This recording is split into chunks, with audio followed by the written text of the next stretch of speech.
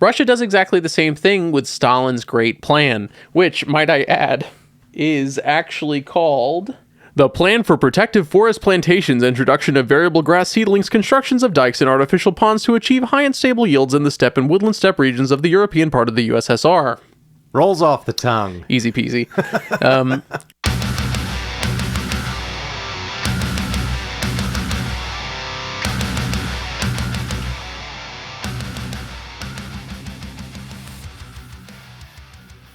Hello. Hey, Welcome to Left Unread. My name is Aaron. I'm Will. We are two dudes engaged in a radical self-education. That's right.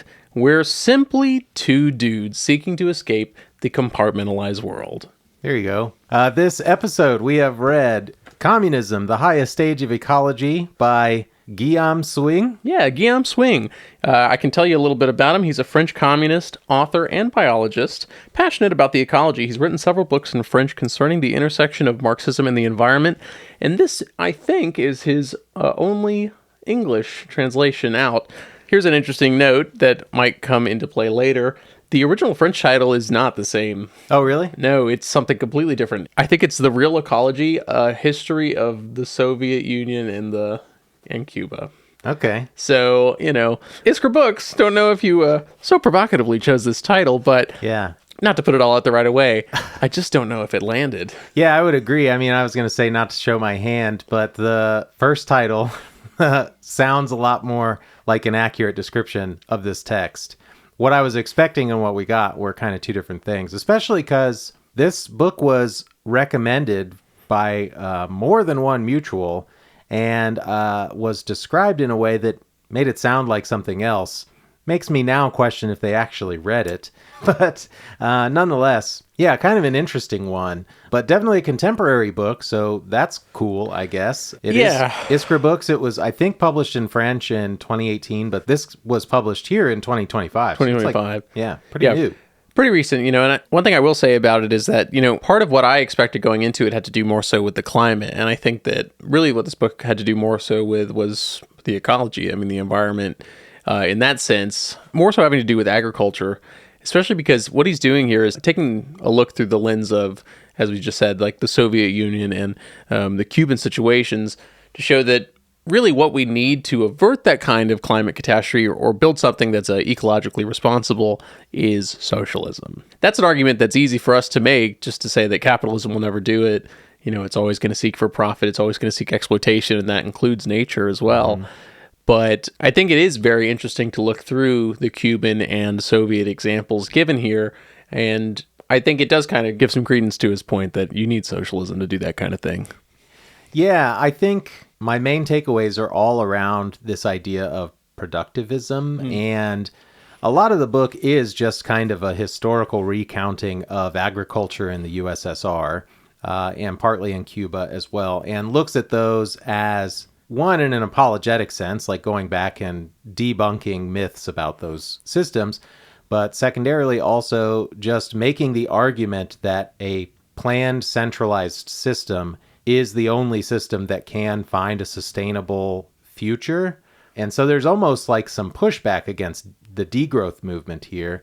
And it feels a lot like he's responding to something quite specific, like some specific criticism, maybe coming from like primitivists or something, about production under communism, Yeah, I feel like it's something that, like what was the impetus to write this book? I feel like it would be seeing something like the book for degrowth, Kohei Saito, Slow Down, the Degrowth Manifesto. Yeah, probably maybe the most prominent name in degrowth, so to speak. And I feel like a lot of the criticism that you'll see lobbed by that is exactly what we're saying, right? They're trying to avert from what they see as a Soviet history that is productivist, right? The Soviet Union sought to increase its productive potential by any means necessary through massive, rapid collectivization, through incredible industrialization at the expense of the environment. And while clearly they were able to do a rapid collectivization and industrialization, what Guillaume Suing here is arguing is that that's not actually necessarily present when you look at the things that maybe Stalin was imposing, and might actually come a bit later. Maybe something a little, a little revisionist. We're becoming officially a Hoshist podcast. We're denouncing Khrushchevite revisionism. And so is he. So is he. Yeah, big time. And he spends 80 to 100 pages on the Lysenko debate. Yeah. Trigger warning, you know? Not the best time I've ever had reading a book. Yeah. It's a shame, too. How I honestly felt about this book is that there are things in here that I'm genuinely interested in. It's just that they're answers to the questions I wasn't asking. That's hilarious. I literally wrote, this feels like a very specific answer to a question I never asked. It's close to my question, but something else entirely. Yeah, I mean, that's exactly it. You know, we both came to this book because, like, I need an eye on the climate, right? I need to know, I mean, I'm specifically interested in what that might look like, climate Stalinism, just to put it bluntly, right? And I think that, like, I'm already in agreement that we need socialism to do it. I don't think that capitalism has any chance. So, the parts of it on their own are interesting enough, and it's just that I didn't need it as one book, I think.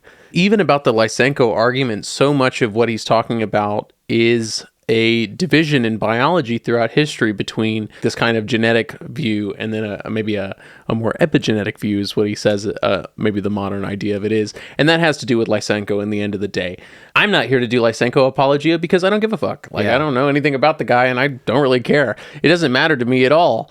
Guillaume Suing is a biologist, so he clearly has a foot in the field. Yeah. And if you have a particular fascination in there, then this might be for you. There is a lot of interesting stuff in there about just the idea of genetic evolution as a whole. Like, we've talked a little bit about nature versus nurture on the podcast before, and I think that this book has a very interesting part of that conversation as well. It's just that it's not the conversation I was looking for. Yeah. I would agree with that. I think largely my reaction to the book is shaped by my expectations coming into it. In hindsight, it feels like an answer to a question I didn't ask, but that's not to say that there isn't merit or there isn't an audience for the book. We always close with our "you should read this if," and my primary answer is going to be you should read this if you were a communist biologist, because I feel like that's the intended audience. Yeah. One thing I really appreciated is that, like, about halfway through when he starts talking about dialectics, he lays out very clearly how dialectics is woven into nature. You know, he kind of elaborates on the dialectics of nature argument, which is something that in the past I've had a little confusion about, And so I think reading it again in a nice succinct summary did lend itself to a bit more understanding this time around. Yeah, I would agree with that. And I did, on a certain level, appreciate that section and the argument that he was forming around Aristotelian idealism versus materialism that came after Hegel, and how kind of short-sighted that kind of Platonic idealism is in terms of its application in the material world. Yeah. So I did appreciate that a little bit. That scratched a certain itch in my philosophy brain, I suppose. But again, not really what I was looking for, so... Yeah. So I don't know. How do you want to get into it here? Well, the things that I think merit a conversation, I think we should talk a little bit about productivism. I think we should dive into that a little bit. What do we do with the means of production? What do we do? Now that we got them, what do we do with them? Yeah, I don't know how to, jump into it. I have a lot of thoughts about this. I guess he opens the book by kind of talking about the failures of eco-socialism, right? And why that is endemic of a need for a centralized plan. And then he kind of goes, that's maybe the first 50, 60 pages of the book is a summary of that. Yeah. Let's jump into the text, I guess. On page 6, he does tell us right at the beginning. Yeah. The proponents of eco-socialism themselves concede that only socialism, triumphant over the anarchy of production and private property that characterizes the capitalist system, can properly and harmoniously manage agricultural production and environmental production on a national scale. And then a little further down the page. Today, in contrast, it's a question of overcoming the apparent contradiction between productivism and environmentalism, because the need to develop agricultural and industrial production to meet the needs of a rapidly growing population is not necessarily opposed to nature. So he establishes pretty quickly this idea that to be productivist does not necessarily mean that you are anti-environmental or that there is not a consideration of ecology involved. At the very end of the book, he says it's not even to think about communism as productivist, to think of it as progressive. And I don't know, I guess my takeaway from that was, first, I think it's weird to consider productivist an insult. I wonder where that comes from. Well, If I may, Yeah. he says in here it's about production for the sake of production, not production for the sake of satisfaction of needs. In that sense, it makes a little more sense in that sense. Yeah, sorry. Think of the way that a country like China, right, they're utilizing their production to insert themselves into the global economy. Right. In a sense, you could say that is productivist because they're producing all the doodads for the purposes of then exporting to us. Right. It's not that, maybe they use the money for that to invest in their people. That's maybe the more socialist part of the socialism with Chinese characteristics. But I think that there's something to be said about how we're gearing our production. That's been on our minds ever since we read Conquest even. Sure, but it feels like an oversimplification to automatically equate productivist with as an insult is pejorative. Even just then, you needed the kind of asterisk to explain why that would be seen as detrimental. Productivist without regard for anything else. Yeah. You know what I mean? It's not inherent to production to be set forth into ecological disaster. You know what I mean? Yeah. And the argument that he makes is quite clear that the USSR did have long-term plans of sustainability while they were ramping production up. And so, I don't know, it just feels weird to me. It feels like an attempt at a gotcha that doesn't even make any real sense to me. What it feels like is it's a term of the enemy's creation, like productivism in that sense that we associate with the USSR. What he's saying here is that it comes from Khrushchev's want to compete with the US. It's not an invention of the Soviets, it's an invention of the West. Yeah. Right. And so we're using the enemy's language here to try to talk about ourselves. Yeah. And I don't think it is fair because it's meant to put us at a disadvantage. Right. Mm-hmm. And so I do like progress in that sense because what we're looking for is developing technology, not necessarily just developing production that will help to meet people's needs. One thing I'll interject here is that I really appreciated when he said that it's not about degrowth or productivism, but he says degrowth itself can only be implemented under a planned social regime. But then again, this is not an end in itself, but a tactical choice in difficult times. If degrowth were conceived as a strategic choice rather than a tactical one, it could only serve as a pessimistic and defeatist policy, disarmed in the face of capitalism in the final analysis. Yeah. Right? In the end, when he's saying what we really need to be able to do is to ask future generations to consume less, to have in some capacity a worse off life than their previous generations. And it's not about it being a strategy. If it's just like, hey, we're going to be in degrowth for the rest of our lives, enjoy the decline for who knows how long, then yeah, obviously it's going to be taken in by people as being pessimistic, defeatist, something that they don't want. But if it's something that's understood, then I could understand it, Yeah, it's unfair to have a lofty expectation of socialism to somehow be above, any socialist state to somehow be above competing with capitalist states when capitalism still exists, right?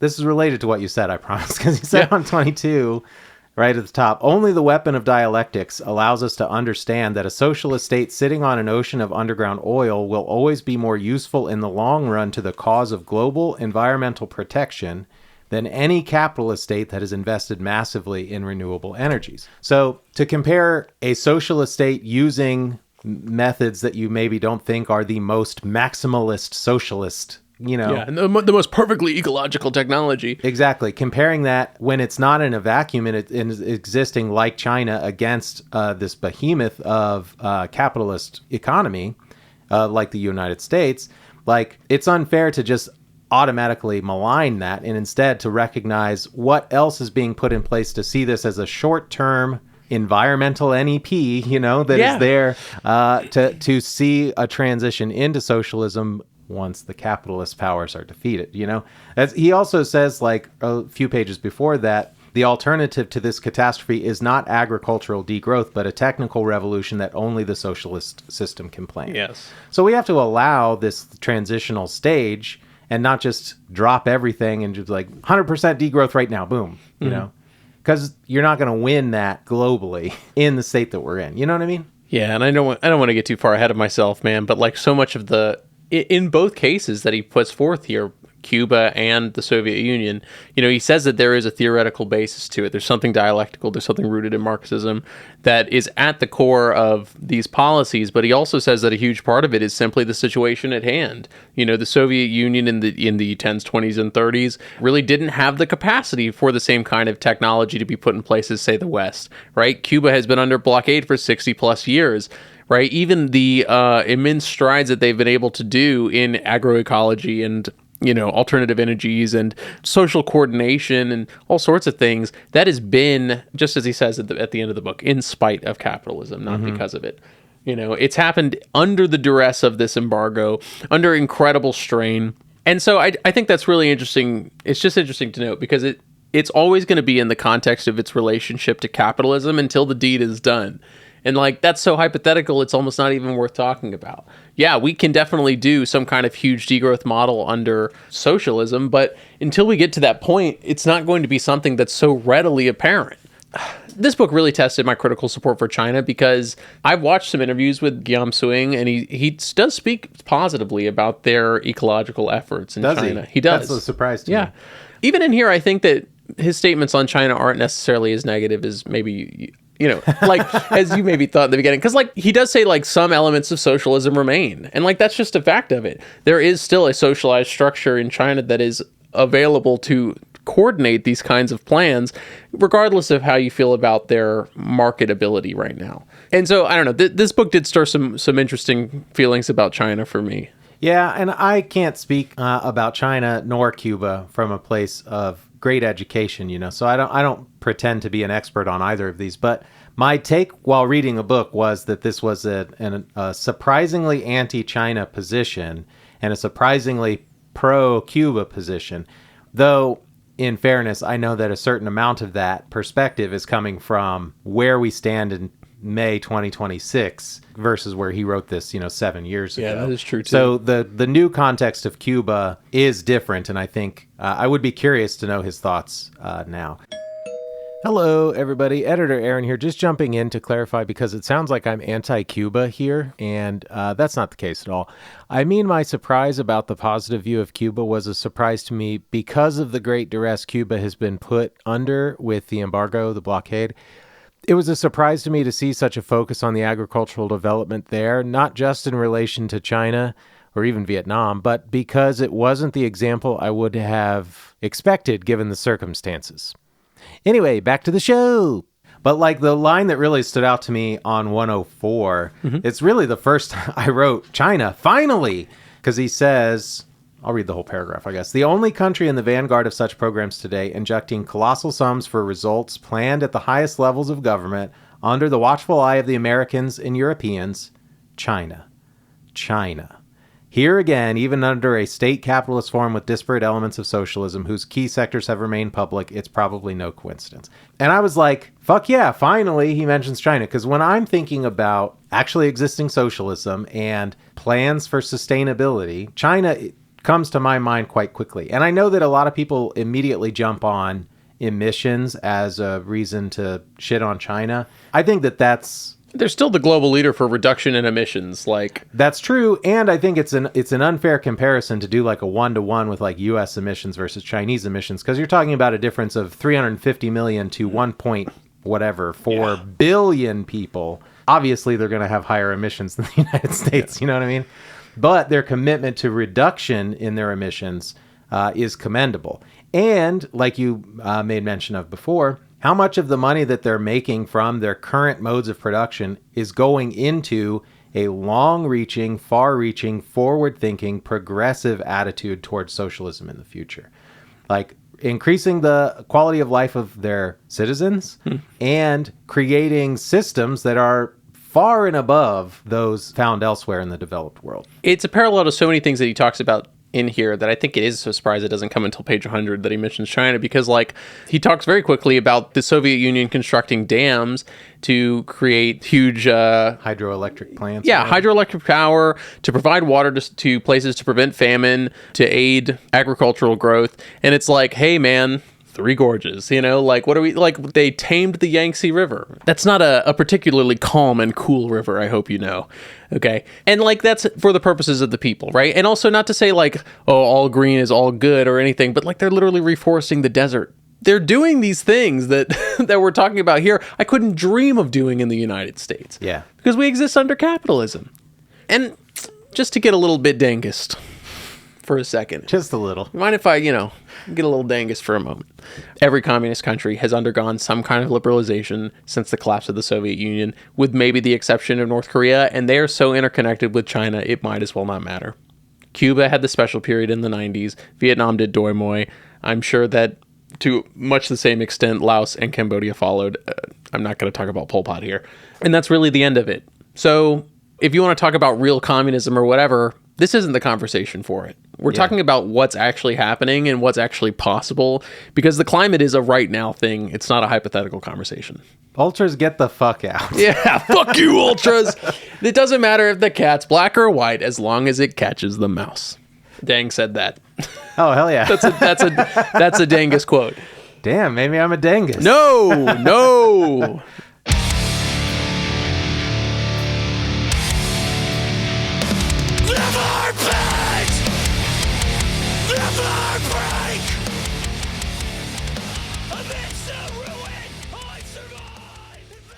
Yeah, I do want to throw out one more quote in this context about productivism, though. And just to make it clear that an advancement in production does not have to come at the cost of the environment. I mean, I'll throw out two quotes, actually. On page 12, Suing is quoting from Marx, saying that Marx exposes this kind of hypocrisy with clairvoyance. All progress in capitalistic agriculture is a progress in the art not only of robbing the laborer, but also of robbing the soil. He tells us that this makes it clear that it would therefore be possible and obviously desirable, according to Marx, to develop production techniques without increasing the ruin of such sustainable resources. That Marx's condemnation of that kind of environmental destruction is quite clear. And Suing tells us again on 39, it reveals, on the contrary, the need to combine the development of the productive forces indispensable to the building of socialism and then communism with the need to protect the environment. One doesn't have to come at the cost of the other. They can coexist, and in fact must coexist if we seek to see longevity in our socialist program. Just wanted to throw those out because it states it quite clearly. Yeah, I mean, exactly. And I don't know, there's something so interesting about how this is actually implemented. And I love the fact that the two examples that he brings up are so disparate. I mean, Cuba is such a different place from Russia or the Soviet Union that the way that they've both attempted to do agroecology, it's so different. Like I love the description of the way that they're taking the immediate land redistribution in Cuba and then turning it into something that integrates these cooperatives, right? One, it changes the state of production from something being privately owned to publicly owned or cooperatively owned. It redistributes land and meets the needs of the people, and it also coordinates those people into the larger state production through a national network. Russia does exactly the same thing with Stalin's Great Plan, which, might I add, is actually called The Plan for Protective Forest Plantations, Introduction of Variable Grass Seedlings, Constructions of Dikes and Artificial Ponds to Achieve High and Stable Yields in the Steppe and Woodland Steppe Regions of the European part of the USSR. Rolls off the tongue. Easy peasy. Try to do the same thing. They were saying that what actually matters here is having people buy into their own system of production, right? They wanted to integrate the kinds of large swaths of forests that were intended to be planted into the larger structure, right? The forests are connected to the farms are connected to the people, and it's all connected together to the state. And I think that the Great Plan here is just something really interesting because of just the scale of it. I mean, this is looking at 67 as well.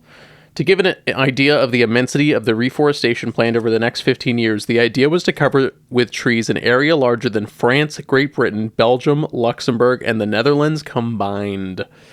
Okay, I know Russia's a big place, but that's a ton of land just for reforestation. And it wasn't just for trees' sake. It was for a multitude of reasons, all of which had to do with the productive development of society for humanity. When he's talking about why people like to conflate these two periods, he's demystifying the Khrushchevite revisionism of the time.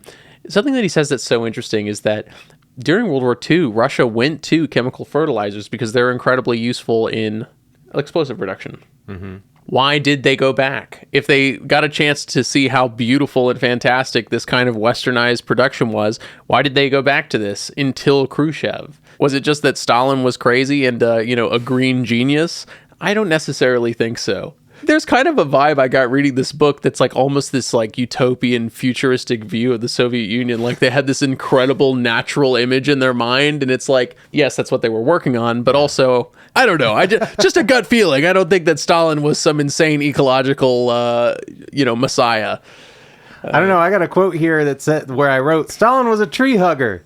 So maybe, because it's talking about, the great plan. For the first time, a huge plan to protect nature and in turn provide people with the means for a sustainable livelihood based on organic farming and agroforestry was being implemented on a countrywide scale under the impetus of its state, thanks to its centralized socialist structure. And he tells us, talking about the dissolution of this plan, it comes with a dual significance, he says. First, it's the abandonment of dialectical materialism, and then secondly, it reminds us that any large-scale project, profitable not in the short term but in the long term, requires considerable centralized investment from the outset, such as only a socialist state can make, provided its accumulated resources allow it to do so. Never mind. Can I just say, I only aspire to one day be so confident at talking about dialectical materialism that I can use it the way that Guillaume Suing does in this book and not laugh like we just did. Because, every time he does say, that's why dialectical materialism is so great. That's dialectical materialism for you. It's like, it is funny. And then I read his example and I'm like, you know what? He's right. Maybe I hated this when in the end, when he's talking about dialectics and he's talking about the competition between geneticism and Lysenkoism. I want to try to say Lysenko as little as possible. I do not want to. I don't care about him. And he starts talking about, on 150, this is a weird example. He's talking about the relationship between Newtonian physics and quantum physics. This is in the middle of the page. Could we imagine that in physics, the theory of quantum mechanics developed all at once, replacing Newtonian mechanics, an extension on another scale, and a negation or dialectical overcoming? And it hit me right there that when he's talking about this development throughout history of this kind of genetic argument, he's doing the same thing. He's talking about the negation of the negation. He's saying here essentially that Lysenko comes out with these ideas based on, empirical evidence or whatever, clustering seeds for the glory of the proletarian class of plants. Too derisive, but I don't care. That is negated by this kind of Mendelo-Morganism, which do not ever say to me out loud, please, in real conversation. And then the current situation that we're in is a negation of the negation. We're just following the dialectical process again, is literally the point he's making. And when I got to that section, I was like, what the fuck, man? I can't believe you would do this to me after I've just read 100 pages about genetic bullshit. Because I have to agree. Anyway, I'm sorry. I guess. I don't know. I mean, I find this high-level hoity-toity talk about dialectics to be largely useless to me. I felt this way when we read the Stalin essay on dialectics, where it's like, you can see it from the splitting of every atom, and it's like, who fucking cares? That it doesn't matter to me if you can see it at every level and every stage of, life on this planet or whatever. I don't give a shit. I know that conditions need to be better for people. You know what I mean? And yeah. I can see the application of it in a material sense in that way, but does the fact that you can see it replicated on a cellular level or in a conversation around genetics impact my decision that it is necessary to change political and economic systems so people can live a higher quality of life and we can live more sustainably on a planet that we're slowly destroying? No, it just seems silly to me. I know. And I totally agree, because this is how I feel about most philosophy talk at large. Anytime we read serious philosophy, I'm like, wow, I couldn't give less of a fuck about this. But I've just been experiencing dialectical thought more and more often, and sometimes it hits me like a fucking strike of lightning, and I'm like, holy shit. The question of what you actually do with it is still unanswered. Yeah. If you're a super dialectical thinker, let us know, please. leftandrightfeedback@gmail.com. I don't know. It also feels like something, maybe this is coming from my ignorance of it, but it feels like something that is more visible in hindsight than it is looking forward. And in that case, it's useless to me. I don't know. I am having a hard time synthesizing my thoughts right now about dialectical materialism. because I feel that it is valid and I don't understand how it could be applied. I know that we've just immersed ourselves in dialectical materialist thought, but I've just seen so much of it be applied that it appeals to me. However, my own personal application is indeed still lacking. What a diplomatic way to say that. Yeah, I'm ready to get roasted from people that are telling me how and why I'm an idiot for not understanding the necessary application of dialectics. So, let us know, leftunreadfeedback@gmail.com. Yeah, please. Especially if you're someone that does actual praxis. if you're out there on the ground doing actual community work, party organizing, whatever. Yeah. And you feel that you have you use dialectical materialism on the day-to-day. Yeah, please. Dialectics is framing your community outreach and has helped you in forming the correct line for how you have started your free clinic in your community. Let us know. We're being way too cynical here because even just saying that, the answer is clearly yes. Obviously, there's contradictions in the community that become resolved. But the creation of the clinic in the community is a response to a stimulus. It's about the quantitative amount of sick people increasing to the point of a qualitative shift being, I built a clinic in this community. Exactly. I'm sorry. I'm so sorry. leftunreadfeedback@gmail.com. If that made you angry, please let us know. Yeah. Come at us. Anyway.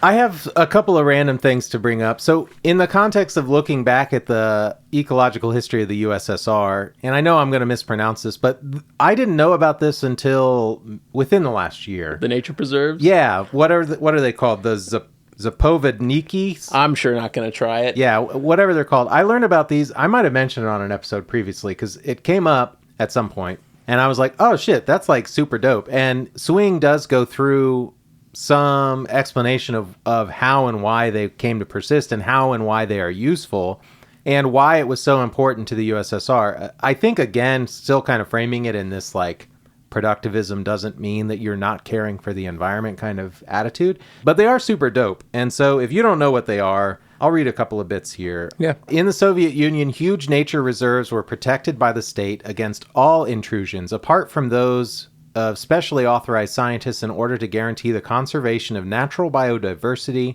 over this vast territory. Among the 6 categories of the IUCN classification, the Zapovedniki. Zapovedniki is what it looks like. Zapovedniki correspond to the first category, that of protected nature reserves. And I think especially, quick aside, especially considering the context of the USSR, which had massive landmass, but large chunks of that landmass was unsuitable for agriculture. I think things like this are a really smart response to finding ways to protect biodiversity in those areas that are otherwise not useful for production in terms of agriculture anyway, but making sure to use them still intentionally to preserve nature, protect nature, and use it for scientific study. Yeah. Non-interventionist scientific study. I think that that's really smart. Yeah. There's another mention of them on page 80. I love that it says the state owned them on the legal basis of the law. Sorry. Okay, I'll read from the middle here and then jump to the bottom of this page here. But only a revolution could expropriate the feudal lords in order to manage and integrate the Russian soil, now a recognized and protected national asset. The multiplication of such Zapovedniki was then easily achieved since the state owned them on the legal basis of the law, on natural monuments, gardens, and parks conceived by Lenin in 1921, inspired by the agronomist Poryapolsky. And he says at the bottom of the page there, following these recommendations, the function of these as an association of autonomous ecosystems presenting all trophic levels and resembling an ideal fragment of the biosphere, it's easy to see how valuable they would be today for understanding the impact of man on the environment and climate at a time when these issues have been pressing for several decades. Imagine having, for the last, 100 years if we go back to Lenin, but let's call it 75 years, where these lands have been protected, had we had them to look as a counterpoint to overexploited areas of the earth and see the impact on, say, the climate that level of production has had. To be able to have that as a meaningful counterpoint. I know that we still exist in the same ecosphere, so maybe it wouldn't be a one-to-one perfect comparison, but I don't know, that just seems really dope to me. Yeah. I mean, that's something that's like genuinely nice about the U.S. is that we do have a ton of state park land. It is rapidly being attacked and diminished, but Certainly. like our national parks are like a genuine gym. Yeah. That's just a fact. I just got to say, big shout outs to Soviet science. There's a nice little history of Soviet agricultural science in this book and the kinds of maybe things that they had the jump on the West in a lot of ways. I mean, they talk about like the study of soil. What is that? Pedology? Yeah, pedology. Yeah, pedologists. right. I mean, he mentions in here that they were talking about global warming in the 60s. You know, the Soviets had had something going on there. What's up with that? What could have been the cause of their great, amazing science? Could it be that they were not looking for profit and maybe were trying to help their people or something? I don't know. Yeah, and they didn't have to welcome any Nazis into the fold and pretend that they weren't Nazis. Just Flag on the play. science. Flag on the play. Russia had their own Operation Paperclip. Although, I will say, it's noted in here, I got into a bit of a rabbit hole, sorry, because I had the question, why did the Soviets go to space?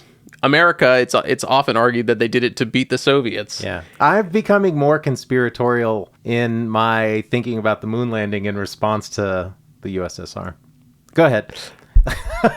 I cannot even make words right now for what I feel about that statement. Anyway, why did the Soviets go to space in the first place? And the answer was because they could. The idea of space exploration had been around since the Russian Empire, and they just did the damn thing. A big part of the creation of the rocketry program, though, was because of World War II. And so both the US and Russia brought over German experts to help the rocketry program. Although Guillaume Suing in this book does make note that after, I think, 47 or 49, they were not used. Unlike the United States, you know, you could go down to Huntsville and visit the 4.5th Reich or whatever, the 3.5th Reich. Anyway. Flag on the play. Yeah, flag on the play. They had their own Operation Paperclip, all right. But it was for communistic purposes, so those were our communistic Nazis.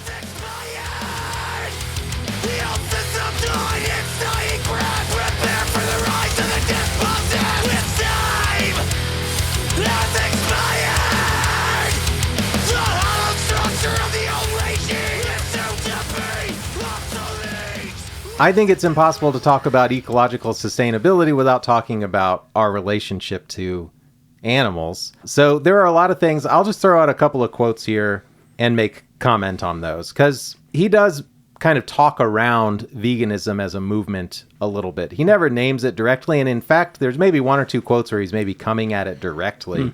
Yeah, there were a couple of times. Yeah. He talks about meat consumption almost like as a right of people, if I'm interpreting his intention correctly, which is preposterous. But on 11, he says we need to distinguish how human transformations of the environment can alter major natural balances without compromising the long-term ability to satisfy human needs for food or energy. I would agree. And the first step to that is the development of a vegan food production system. On 15 is that quote that I was just talking about. Maybe you can help me interpret this, because I read it the first time and I was like, seems like he's shitting on veganism. On 15? Yeah. It's this whole paragraph here.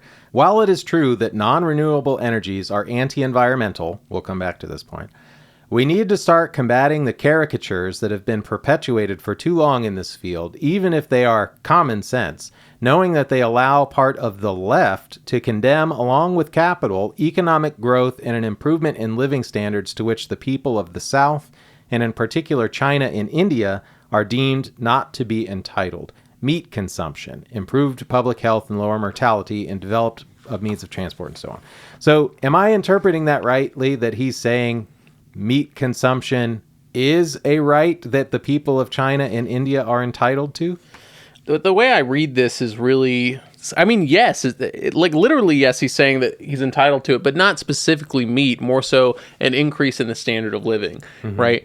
I think what he's saying here is that the increase in meat consumption from an environmental angle is often pointed at the global South, even though it is part of their development and their standard of living. You know, even though you definitely could argue, and I would also, that it doesn't necessarily require meat consumption to be part of that increase in the standard. It's just saying that as meat consumption is increasing as part of the global rise in the standard of living from the global south, it's often pointed at from an environmental lens and saying like, oh, all the methane in cow farts and all that shit. Yeah. I think that that's more so what he's getting at. I didn't read that necessarily as a slight at veganism specifically. I think there is an interesting angle that this conversation gets at, though, and it has to do with when he's talking about the way that a biosphere, for the lack of better words, in a specific area regenerates itself, because animals are a necessary part of that. Mm-hmm. And the question is, if we intend to do this kind of, as he says, extensive agriculture, this kind of agroecological practice, that requires some sort of animal integration. And I'm curious what a vegan perspective on that looks like, because how do you walk that line? Just kind of one example here. I'm looking at 96. He's talking about INRA essentially reinventing the butter knife, is what he says, and copying the kind of Soviet science that was already attempted during the Great Plain in the 30s. And he says, drawing inspiration from natural environments, they put forward the ancient idea of agro-silvo-pastoralism, i.e. the rational and autonomous articulation of cultivation under plant cover, the use of trees, shelter from the elements, also sources of light, and the use of livestock pastures, animals fed on cultivated grasses, producing a slurry that can be reused for natural composts. So I guess the question is like, how easy is it to excise animals from that cycle, to excise animals from that process? If we're thinking about the biosphere or the immediate environment as this interaction between these pillars, for lack of a better word, right? How easy is it to excise animals from that in a vegan ideal? I know that I just put you on the spot hugely on that question, but...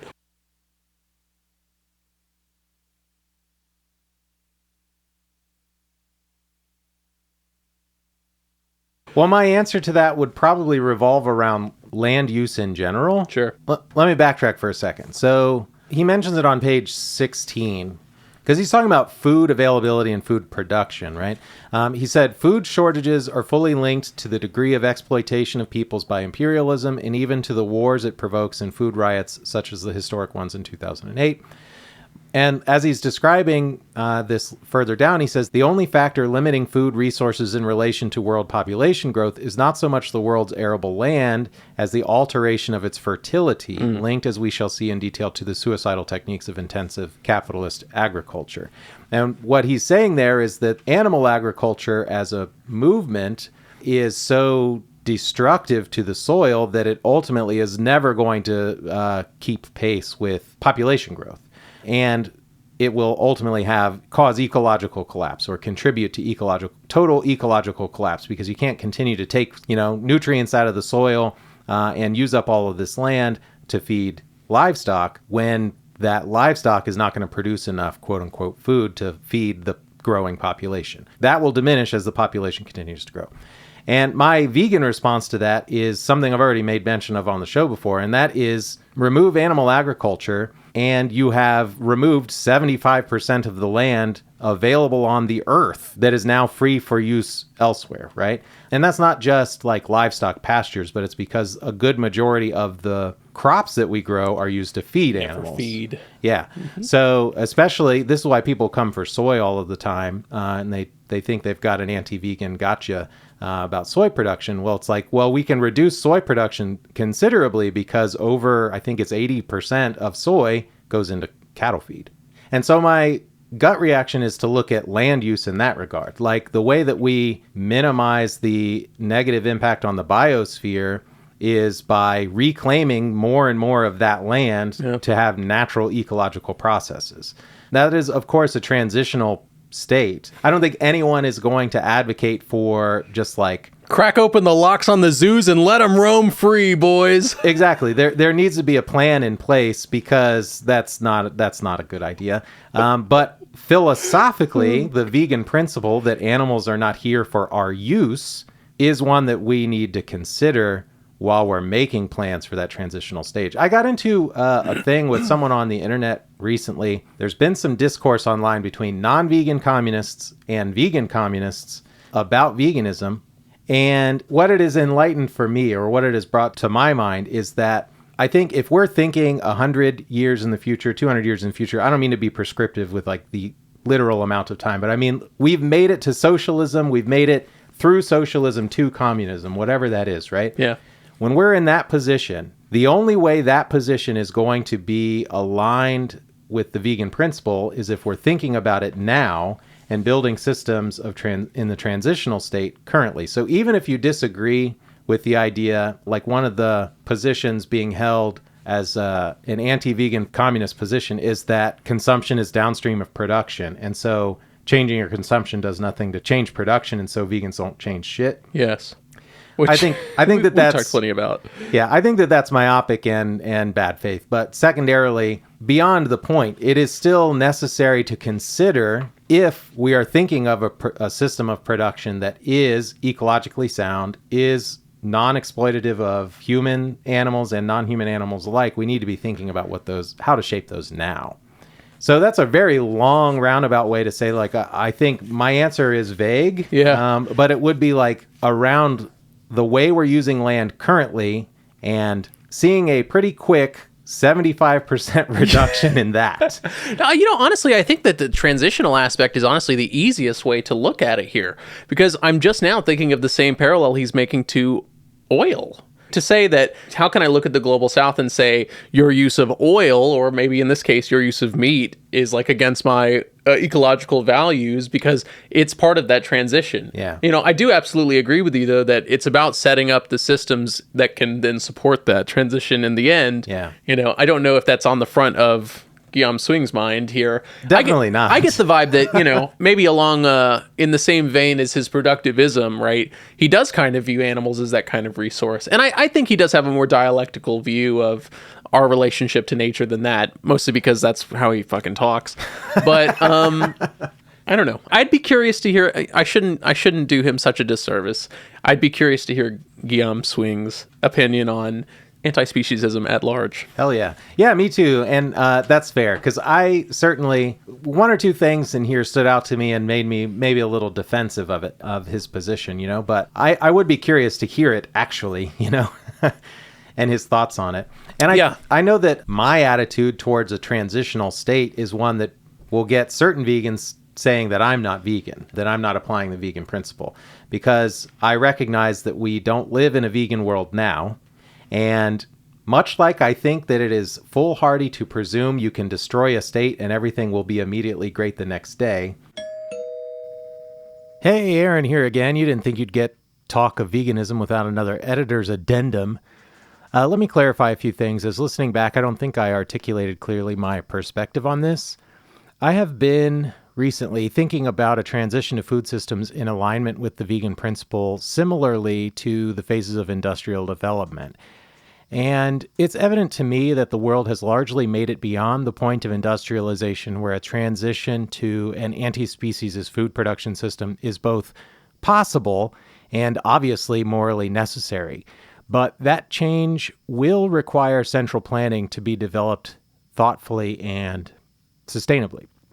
This is also obviously not possible globally until socialism is achieved globally. But, and this is a big but, every principled socialist society should be built around the vegan principle. And to the point I was trying to make in the show, if you are able, you should be vegan. And though I think an individualized strategy of outreach will never achieve a full anti-speciesist vegan reality, it is necessary to organize around the vegan principle, which is more likely to occur with fidelity when it's being done by communists who understand and apply that vegan principle. Animal liberation is an immediate need, but we must be prepared for day 2 of that process, given that we're so entrenched in the non-vegan world currently, especially around food production.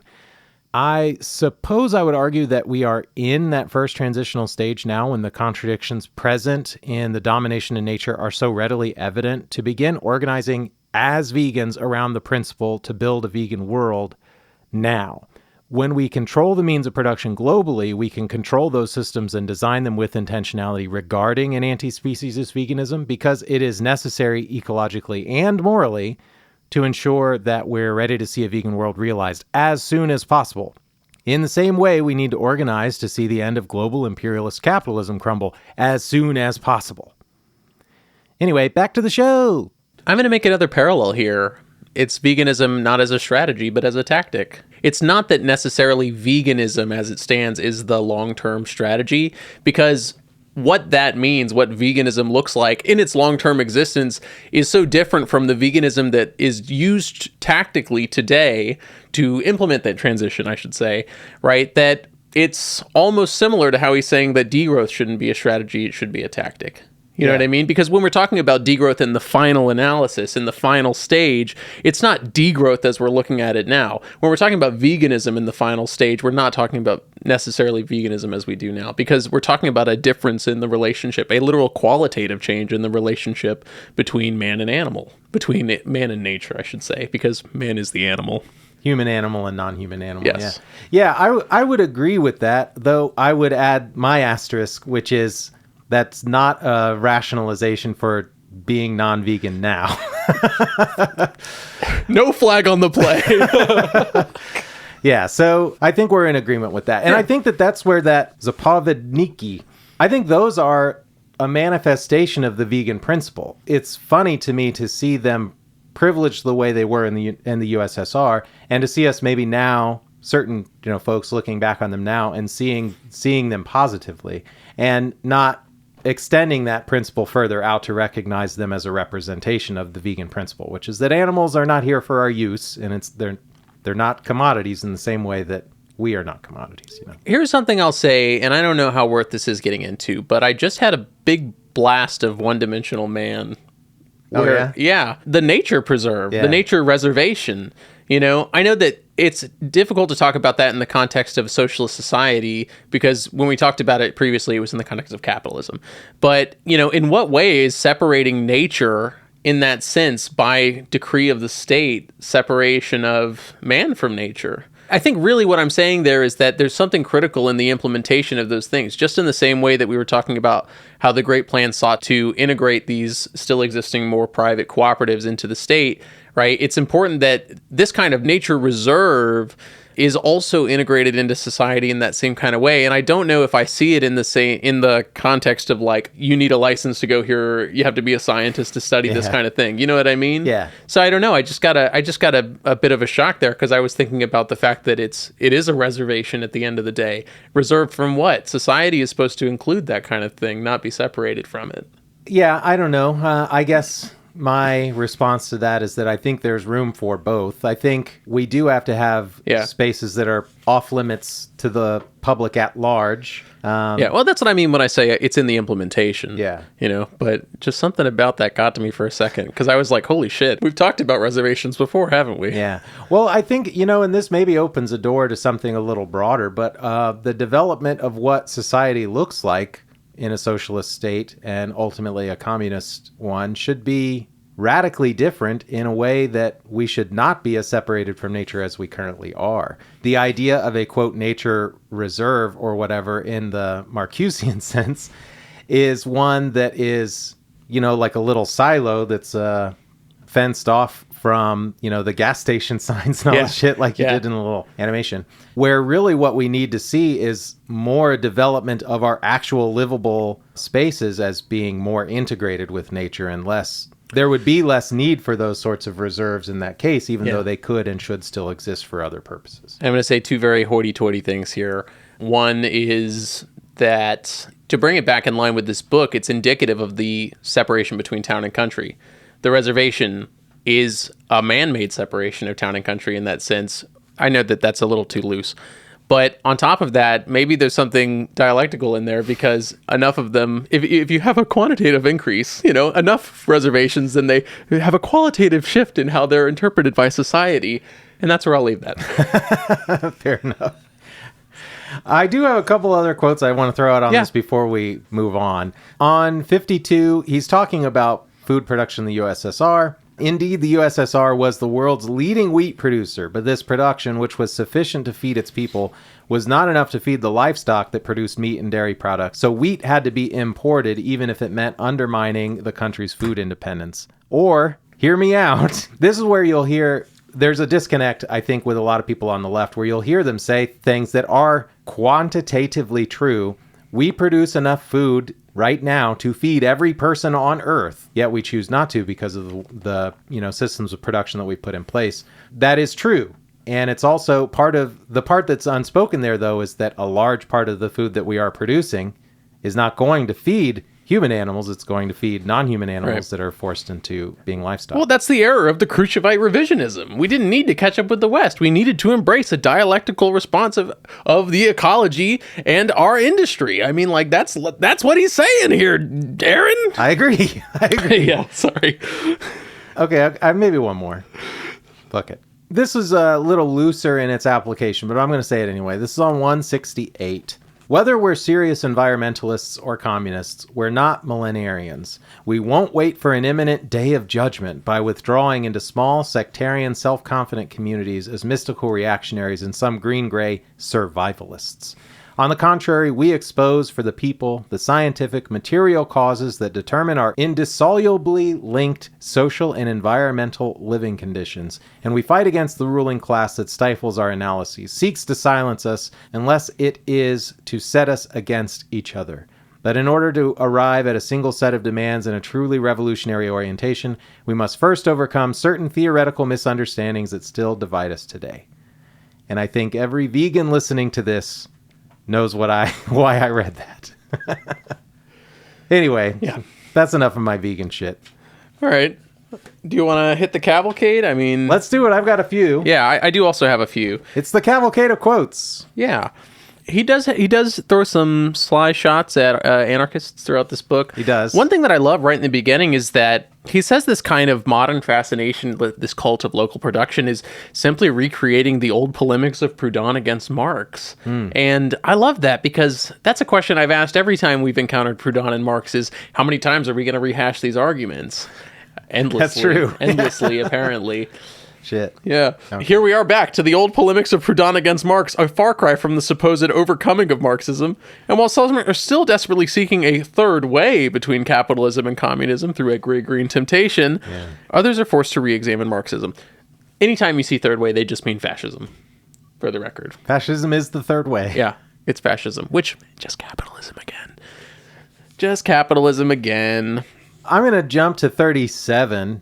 Yeah. Conversely, the nihilism of certain leftists who seek to discredit any punctual advance as lost in advance and therefore counter-revolutionary will be no less disconcerting.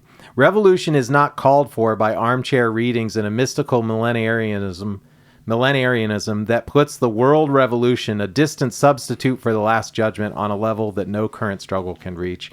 I just love that characterization of the armchair revolutionary and equating it to the waiting for the Last Judgment. I just think that's so good. Yeah.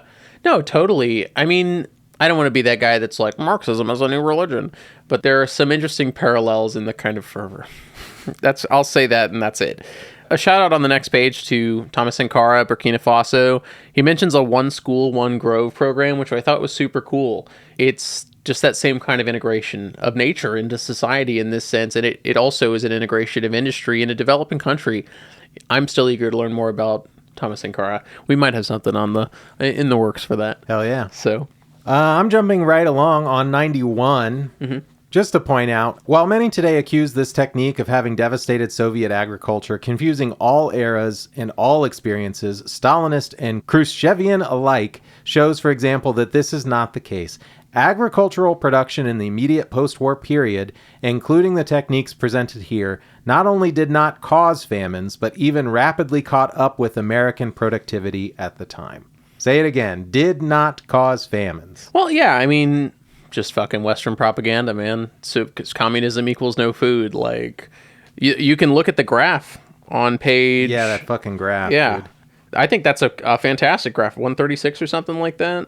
It is 136 exactly. Can't believe I just grabbed that out of my pocket. You know, you can see the fact that their grain production was equal and then higher, right? I mean, the CIA has reports on their own that say that the average Soviet citizen had just as many calories, if not more, than the average American. Yep. You know, so what can I say? No big spoon here.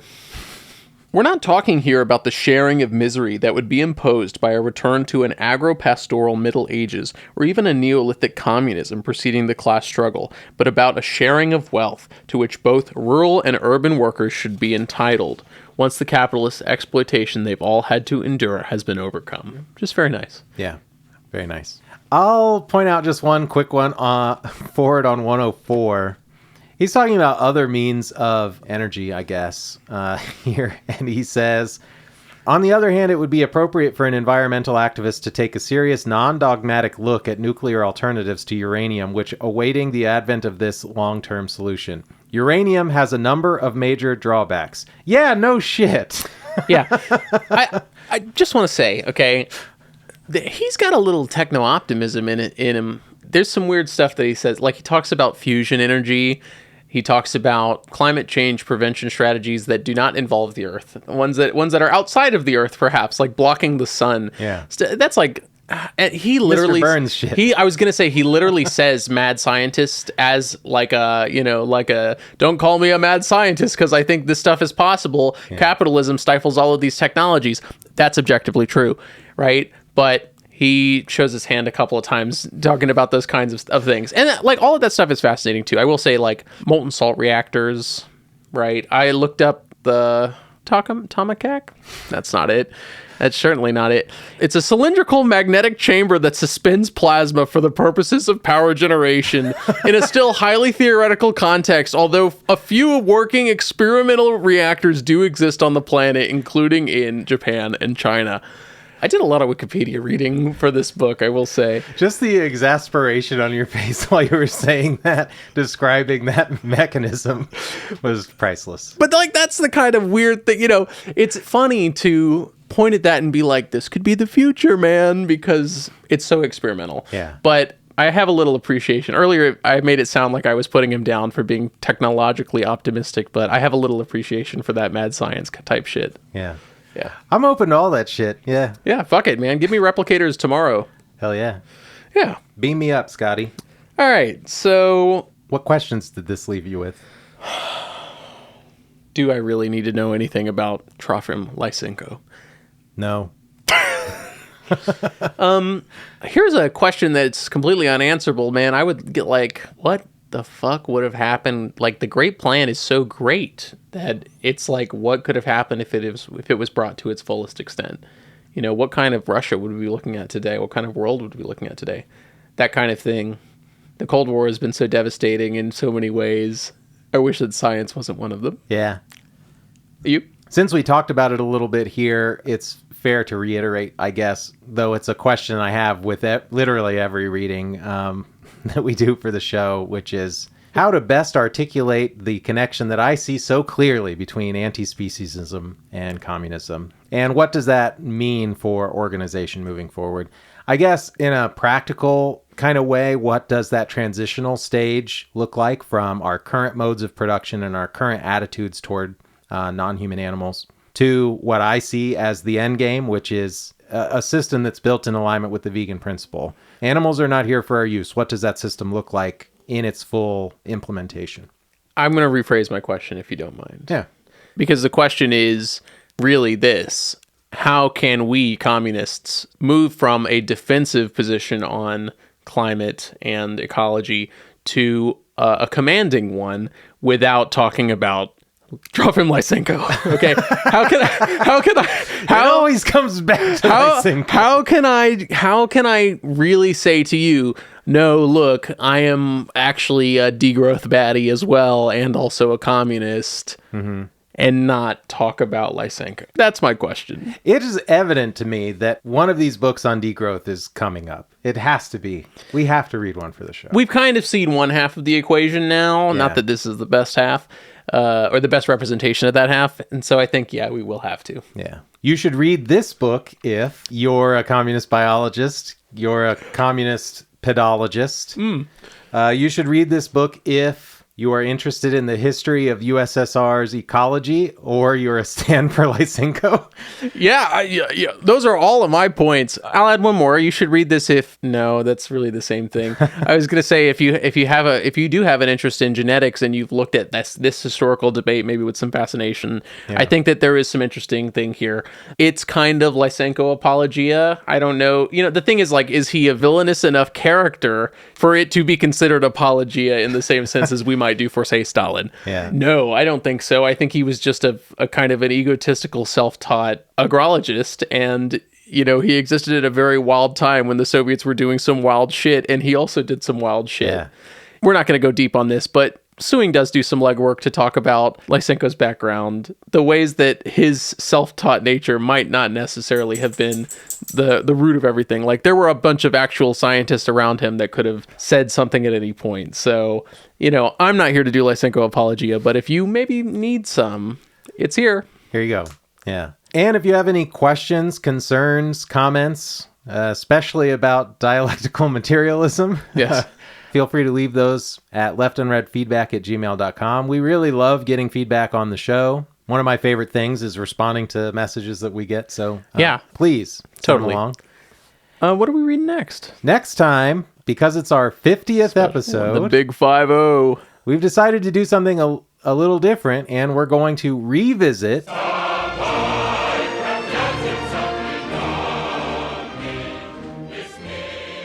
State and Revolution by Lenin. Still probably one of the bangingest books that I have read in the course of this project. And I'm very curious now. So many books later, so much further down in my radical self-education, that I think that it's time to go back and say, what's Lenin really talking about here? And we just have so much more context for what Lenin is talking about. Exactly. I think I'm really, really fascinated to read it again and come back to it to see the difference in its impact on me, knowing what I know now, which is still very little, but considerably more than it was back then. And I'm really just fascinated to see how that's going to shake out. I will also, for the first time ever, listen to an episode of this show before I'm going to listen to the State and Revolution episodes and kind of get an impression of what our takeaways were back then. Yeah. And probably dog on it mercilessly in the next episode. Dude. It's about the growth. Yeah. It's about the growth. No, I'm genuinely excited to reread it and, do a little reflection. So hopefully you will also be rereading it. And if you have not fucking read V.I. Lenin's State and Revolution, you just simply need to do so, okay? I don't make the rules. The rules make me. Go read the book. And don't get left unread.